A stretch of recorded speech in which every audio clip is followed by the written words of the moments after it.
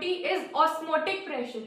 To understand osmotic pressure, first we see what is osmosis. Osmosis क्या होता है? तो इस डायग्राम की हेल्प से हम लोग समझते हैं osmosis क्या होता है.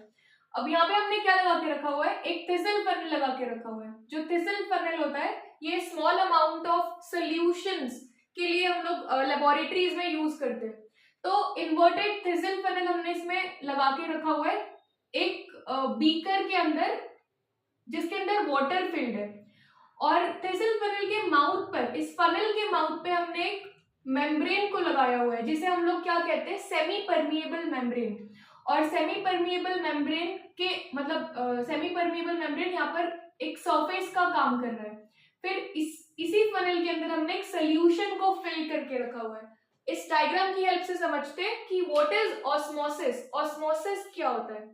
तो ऑस्मोसिस को हम लोग ऐसे समझ सकते हैं कि ये जो वाटर है, वाटर, क्योंकि वाटर को लोअर कंसंट्रेशन का माना जाता है, ये जो वाटर होगा, वाटर क्या करेगा? सेमी परमिएबल मेम्ब्रेन के थ्रू इस सोल्यूशन के अंदर एंटर करेगा.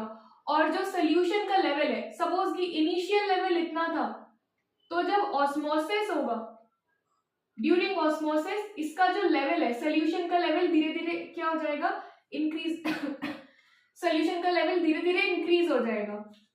तो इसे हम लोग क्या कहते हैं? ऑस्मोसिस कहते हैं. कि सेमी परमिएबल मेम्ब्रेन से जब लोअर कंसंट्रेशन से जो फ्लो ऑफ सॉल्वेंट है वो किसकी तरफ जाता है? हायर कंसंट्रेशन की ओर जाता है. यहाँ पर जो वाटर होगा, वाटर हमारा लोअर कंसंट्रेशन का है और जो सोल्यूशन होगा वो हायर कंसंट्रेशन का है. तो सॉल्वेंट है जो कि हमारा वाटर है, दिस मूवमेंट ऑफ सॉल्वेंट होगा from lower concentration to higher concentration and that is known as osmosis.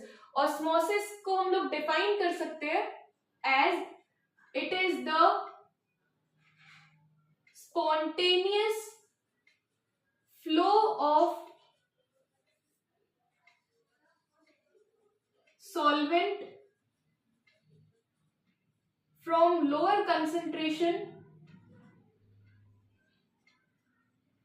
to higher concentration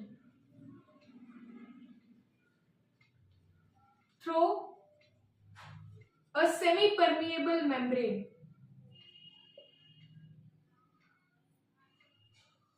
Through a semi-permeable membrane. तो इसे हम लोग क्या कहते हैं? ऑस्मोसिस. ऑस्मोसिस के अंदर क्या होगा कि जो भी फ्लो ऑफ सॉल्वेंट होगा, जैसे कि वाटर यहाँ पर सॉल्वेंट है, तो यहाँ पर क्या हो रहा है? वाटर का जो फ्लो है, it is from water to solution. It means that lower concentration to higher concentration, जिसकी वजह से जो सोल्यूशन का यहाँ तक इनिशियल लेवल था, पर जब ऑस्मोसिस हुआ तो ऑस्मोसिस में क्या हुआ कि जो सोल्यूशन का लेवल है वो थोड़ा सा क्या हो जाएगा? फिर इंक्रीज हो जाएगा and that is known as osmosis. जो सेमी परमिएबल मेम्ब्रेन्स होते हैं, सेमी परमिएबल मेम्ब्रेन नेचुरल भी हो सकते हैं और आर्टिफिशियल भी हो सकते हैं. तो फर्स्ट इज जो हमारे नेचुरल सेमी परमिएबल मेम्ब्रेन होते हैं, first is it may be pigs bladder. Pigs bladder भी हो सकता है, पार्चमेंट हो सकता है,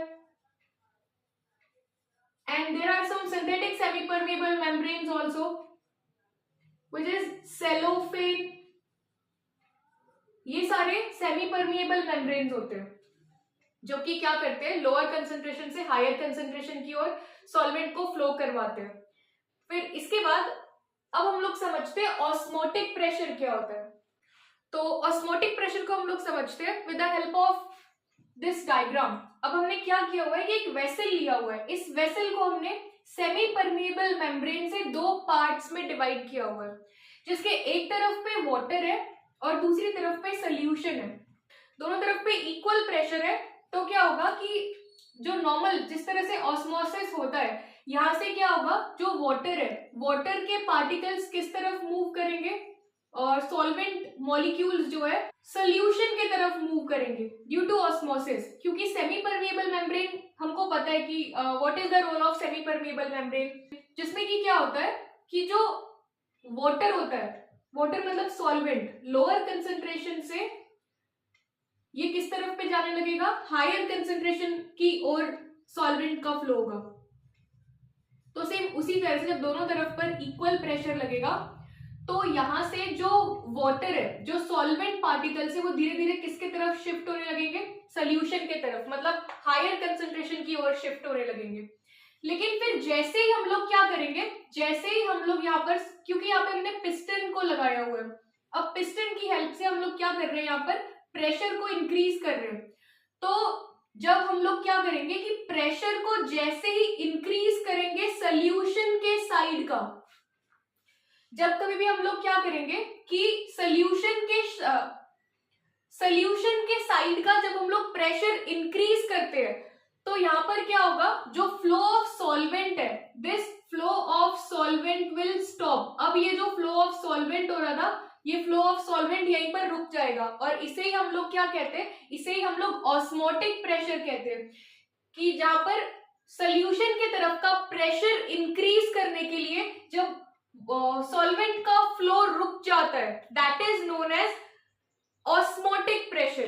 तो we define osmotic pressure as the axis pressure which must be applied to the solution to prevent the entry of solvent through the semi permeable membrane, that is known as osmotic pressure। कि यहाँ पे क्या होगा, हम लोगों को pressure solution के side का इंक्रीज करना पड़ेगा और जिस प्रेशर पे जो फ्लो ऑफ सॉल्वेंट है वो रुक जाएगा, जिस इंक्रीज प्रेशर पे फ्लो ऑफ सॉल्वेंट रुक जाएगा, बस that is known as osmotic pressure. तो इसके लिए हमारे पास में एक एक्सप्रेशन भी है कि ऑस्मोटिक प्रेशर जो रहता है, this osmotic pressure is denoted by pi. हम लोग जो ऑस्मोटिक प्रेशर होता है इसको पाई से रिप्रेजेंट करते हैं। It is equals to C R T.